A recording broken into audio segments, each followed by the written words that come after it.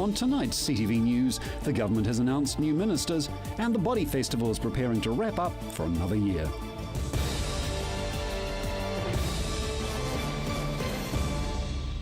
This is CTV News, I'm Grant Mangan.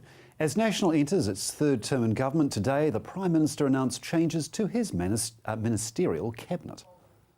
Prime Minister John Key has revealed his new cabinet lineup. Jerry Brownlee will remain the Canterbury Earthquake Recovery Minister and keep his responsibility for the Earthquake Commission. Brownlee also retains his role of Leader of the House. Simon Bridges will take over as Minister of Transport, while Brownlee picks up the responsibility of Minister of Defence. Selwyn MP Amy Adams has been promoted to the front bench.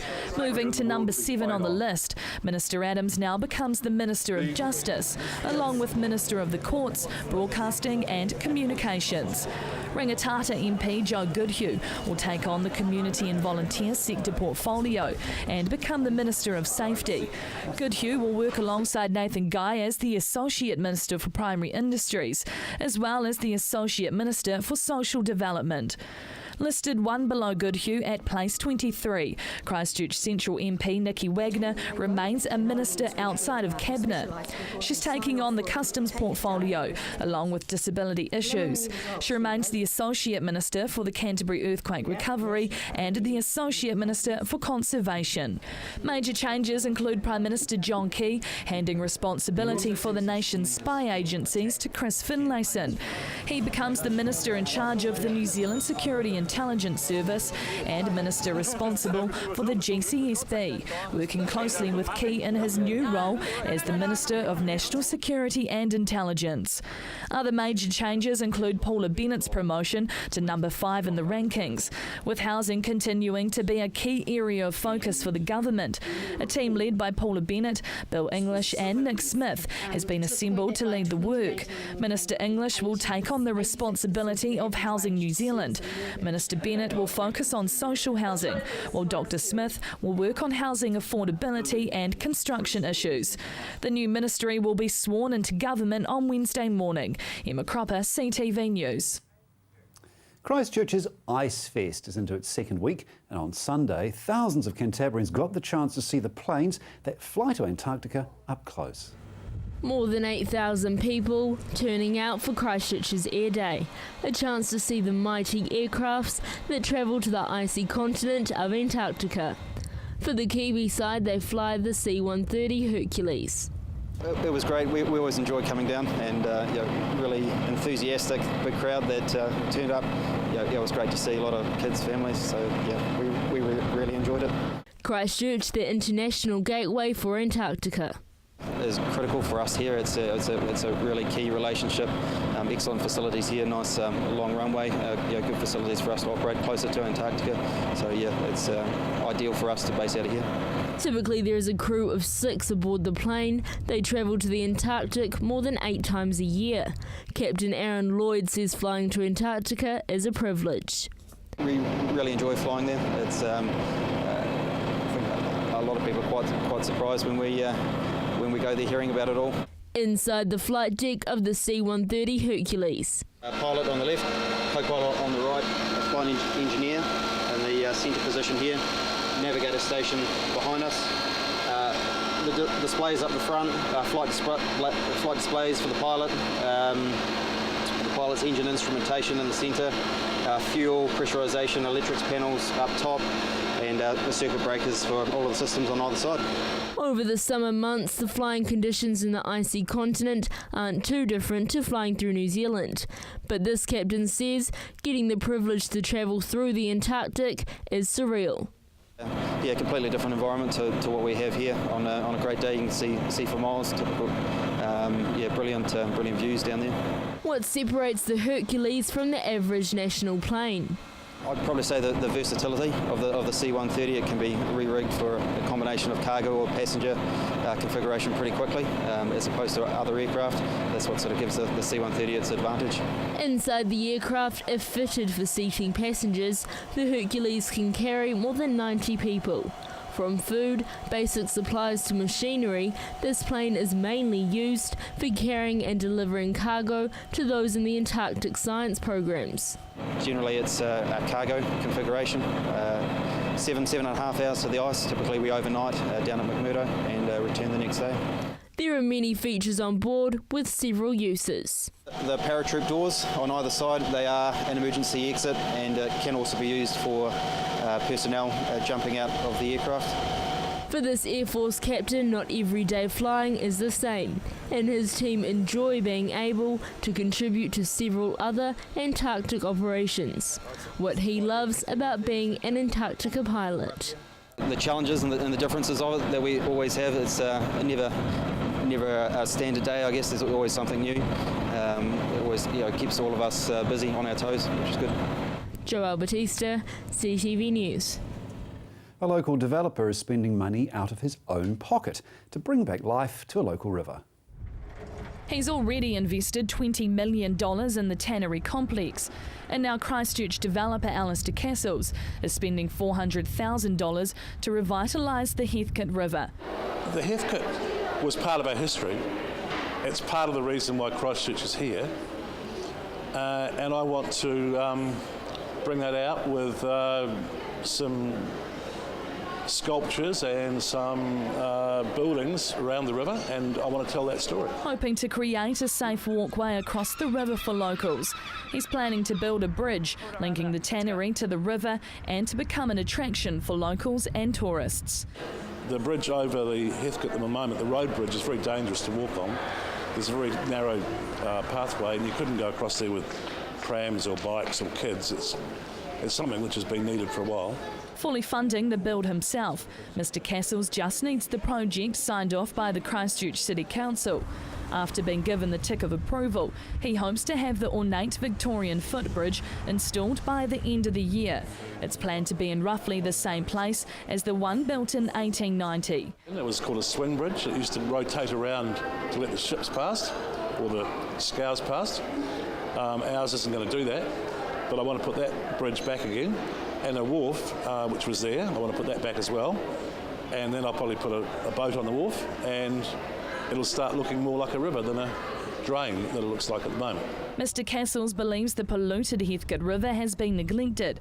He's been taking things into his own hands, organising volunteer cleaning groups to help out. Now and again we have a Castle & Sons brewery, we have a river cleaning day, and we have people come down, not just us, and we clean up the banks of the river, and we generally get a truckload of rubbish. Mr Castles is calling on Environment Canterbury to crack down on the river's pollution. A spokesperson for ECAN told the press 30 businesses in the area were already part of a pollution prevention program for the river. Mr Castles is hoping by attracting more people to the river, it'll put the pressure on authorities to keep them clean. Emma Cropper, CTV News. Coming up, the kereru hunt is over, so how many are living in Canterbury?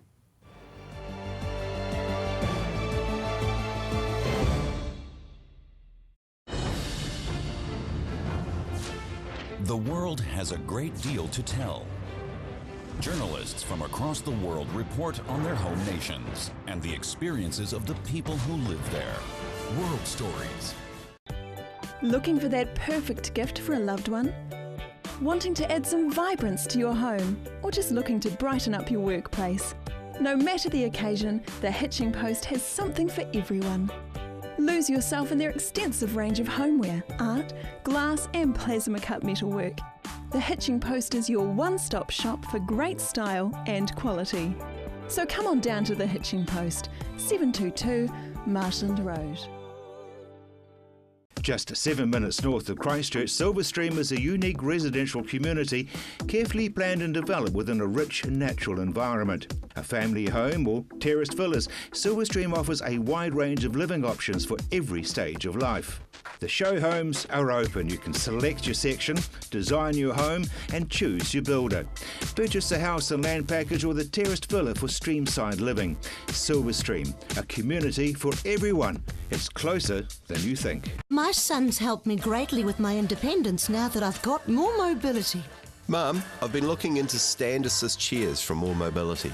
They recline back with a footrest. Then when you want to get out of them, they stand you up. You can even sleep on them. More Mobility can bring one out for a free trial. There's even electric beds too. What do you think? For more range and more expert advice, see More Mobility, corner Clarence and Princess Streets off Blenheim Road. What a difference More Mobility makes. Your new home follows two families over 12 weeks through the process of building a brand new home. Hear from the homeowners and learn more from the builders and tradespeople as we follow their exciting journey. Your new home, Tuesdays at 8 on CTV.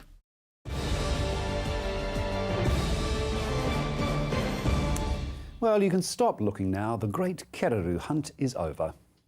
After a few weeks of heavy searching, keen Canterbury bird watchers have spotted the keraru. Around the country, more than 14,000 of the birds were sighted. That's more than triple the amount reported during last year's count. 156 keraru reports were made in the Canterbury region as part of Forest and Bird's Great Keraru Count. That's up on last year's count of 94 reports, but it's still a small figure when compared to the 7,000 reports from around the country. A low turnout in numbers could be because the Canterbury-based keraru are nesting at the moment. That's one possible reason why the birds were not sighted. However, in the warmer North Island, the birds are in their mating phase, making sightings more frequent. Most of the reports confirm that keraru can be seen in the area, from Timaru to Geraldine, Ashburton to Gore Bay. It seems there are small pockets of keraru dotted throughout the region. Banks Peninsula was especially keraru rich. This came as no surprise to organisers of the hunt. They say the restoration work happening there makes this the perfect place to find the special bird. However, there were 26 reports from people who saw the bird in the central city, which shows that keraru are well adapted to city life. Elsewhere in the country, flocks of as many as 170 birds could highlight that the bird population is recovering. Forest and Bird's Tiff Stewart says keraru are not classed as endangered, but are protected by law. She says historic population estimates are far higher than current estimates, and that the birds are vital in keeping New Zealand's forests alive. This is because so many New Zealand bird species are extinct. Keraru are the only birds left that are big enough to swallow the large berries of some native plants to help spread them around the forests. The Body Festival is in its 13th year of running, and this year the standard is higher than ever. Emma Cropper caught up with one of the acts ahead of tonight's show. Polishing off the final touches ahead of showtime, the Highland Dance Company of New Zealand are part of the 2014 Body Festival, recognising dance and performance in Christchurch. Their Journey of the Celts show depicts the Scottish immigration to New Zealand through contemporary Highland dancing. So it starts off with some of the history of Scotland, and then we portray their immigration over here, and then the welcoming that they received here, and then how they established their communities. They're hoping to modernise the traditional art form, bringing it into the 21st century. The company dancing gives us a chance to do some things a bit differently, wear some more modern costumes and do some more modern choreography. In its 13th year of running, the Body Festival is pulling in larger audiences than ever before, with up to 30,000 people taking part. It's really great that Christchurch took to this festival. We've continued through the last 3 or 4 years through some quite difficult times. We've got bigger each year. More than 86 workshops and performances will take place over 3 weeks, all part of one of the world's top dance festivals. I mean, we're now arguably one of the largest dance festivals in the world per head of population. So, yeah, it's grown from something quite small to something quite large. With such large numbers, festival director Adam Hayward says it's a reflection of the huge talent here in Canterbury. Some really good contemporary dancers, but also we've world champion hip hoppers here. We've got world champion tap dancers here. We've got world champion sort of in all forms of dance. The festival is giving locals a chance to step outside of their comfort zone and try something new, offering more than 50 workshops on all different forms of dance. And so you can watch shows, but you can also give dance a go in a huge range of dance forms. It's all about celebrating diversity through dance, showcasing all styles of performance, from ballet, experimental contemporary to integrated dance and tap. Pretty much anything you can think of that involves movement and music music will be in the festival somewhere. Come showtime tonight, this dance group will be showing local audiences their diverse talent bred here in Canterbury. Emma Cropper, CTV News. The Canterbury Museum has a new exhibit, more than 2 decades of traditional Chinese calligraphy. Joelle Bautista went down for the official opening. Calligraphy can make people calm down, concentration. It's very good to cultivate our mind.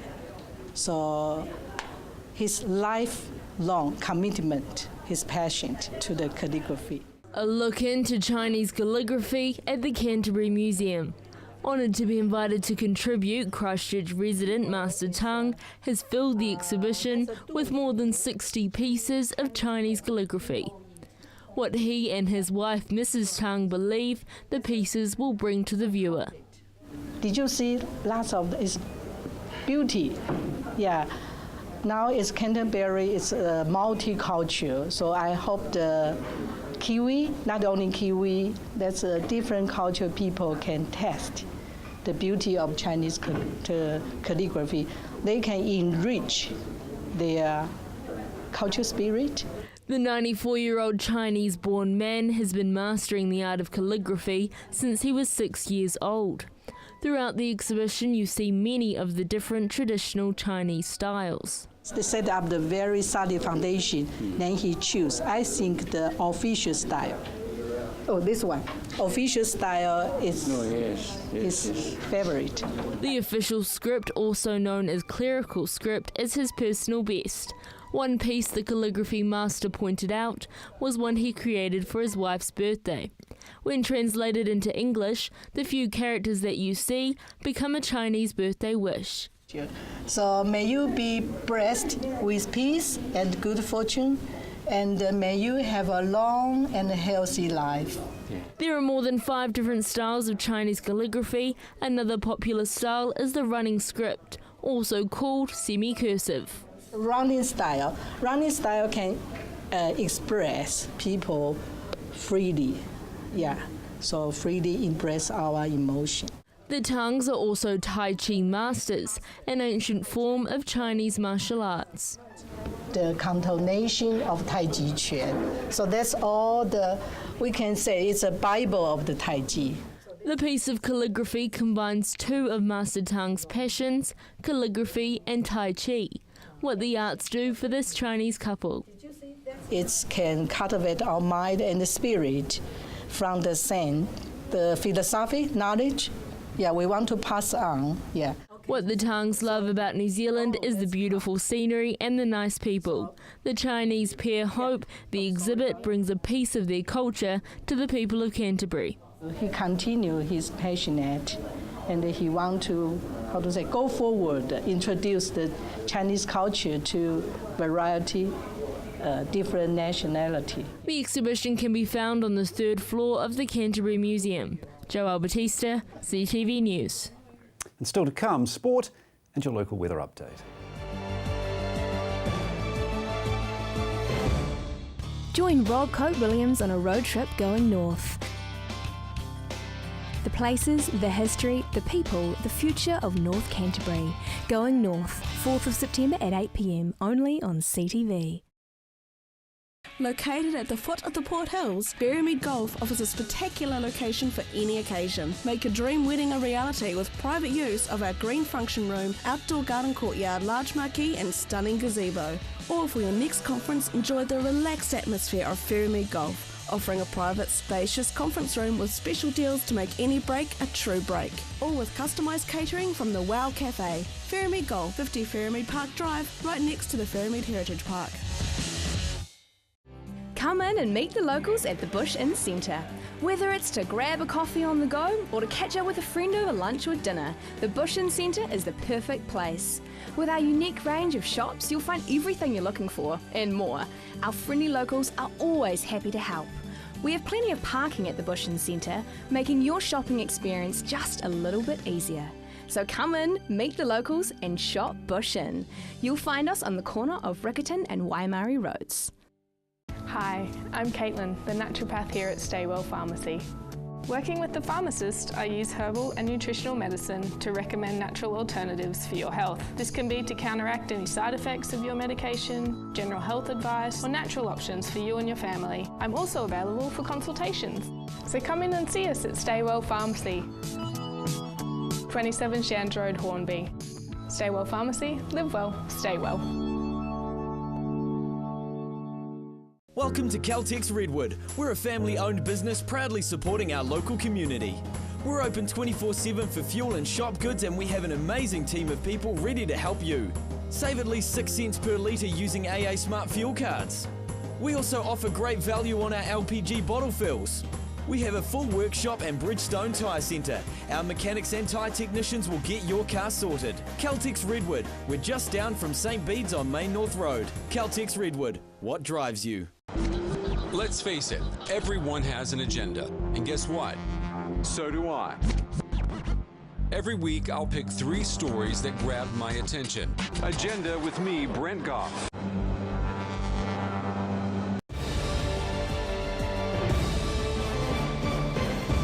Gordon Findlater joins us with a review of the weekend sporting activities.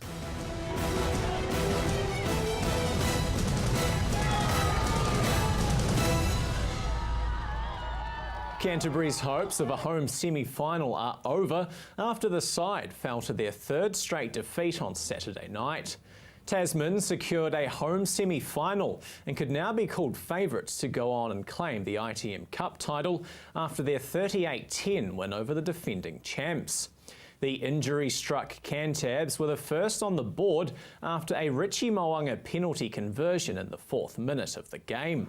However, that was as good as it got for the home side, who watched on as Tasman ran in 2 tries in the opening 40 minutes.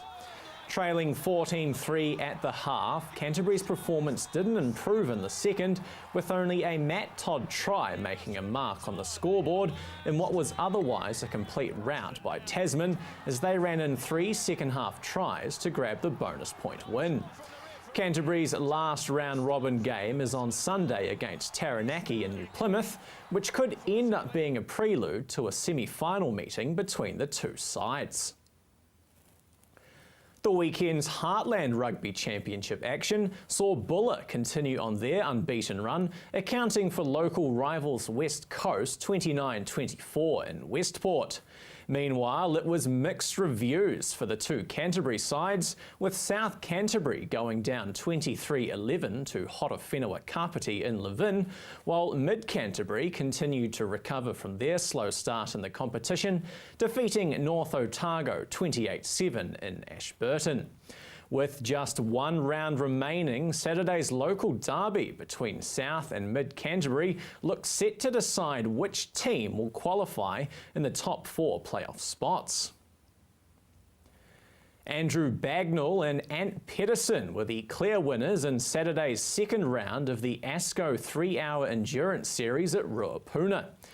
The team driving a Porsche GT3 extended their lead in the series, having taken the honours in the first round in Invercargill. Paul Kelly and Craig Beard also repeated their first round result, coming home in 2nd, with the final spot on the podium going to Matthew and Dwayne Carter in their V8 supercar Ford Falcon. The series' final round takes place at Timaru's Levels Raceway on October the 18th.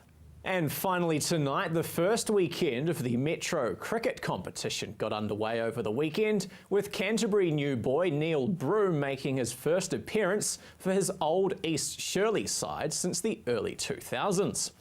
Broome returned with 65 off 56 balls as East Shirley took a commanding 123-run lead over Riccarton on the first day of their 2-day match. Other games saw Tom Latham and Sam Noster give Burnside West University a healthy lead over Marist Harewood, with the pair both grabbing half centuries as their side reached 299 from their 60 overs, before dismissing Marist Harewood for 91. Bowler-friendly conditions at Ilam saw Sydenham and St Albans both rolled for under 100 in their first innings, with Sydenham reaching 127 for 5 in their second at bat. Meanwhile, Old Boys Collegians made 136 in reply to Lancaster Park Woolston's 194 in their matchup. You're up to date with the latest in local sport. I'm Gordon Finlater for CTV Sport.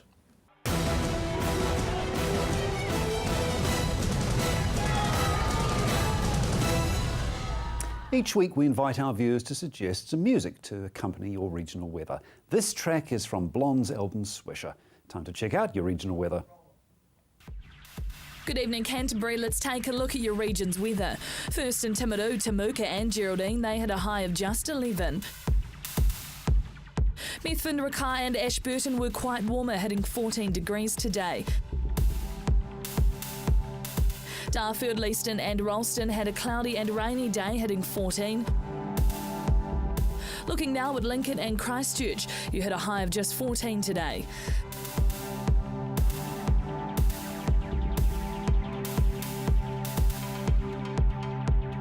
Heading north to look at Rangiora, Kaipui and Amberley, they hit a high of 14.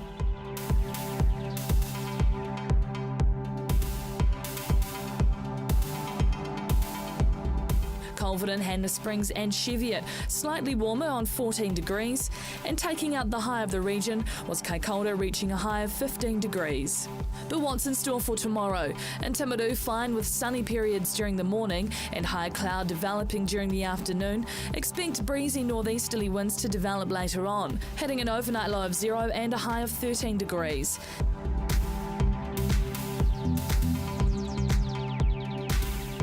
Ashburton, morning frosts, then fine and cool, with cloud increasing during the day and northeasterly winds freshening up, hitting 0 degrees overnight and a high of 13.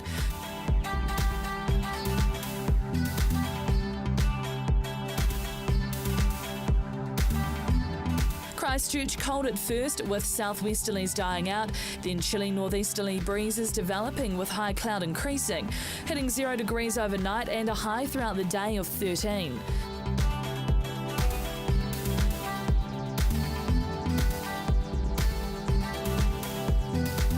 Up the top in Kaikoura, fine with sunny periods during the morning and high cloud increasing during the afternoon. Expect breezy northeasterly winds to develop later on in the day.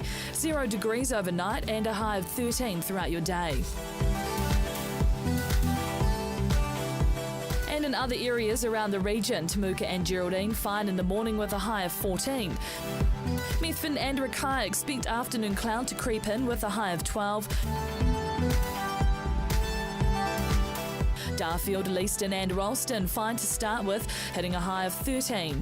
Lincoln hitting a high of 13 degrees. Over in Akaroa, afternoon cloud with a high of 13.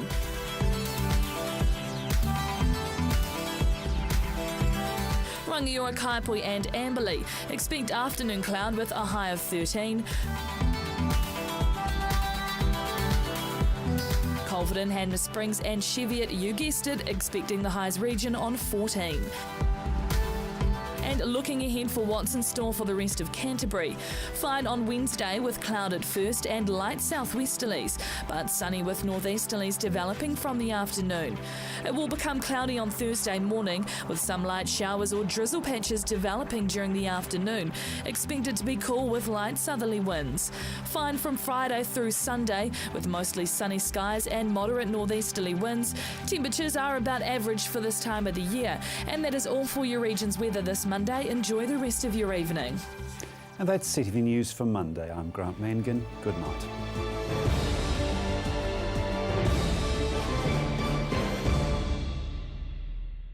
Supporting local content so you can see more of New Zealand on air.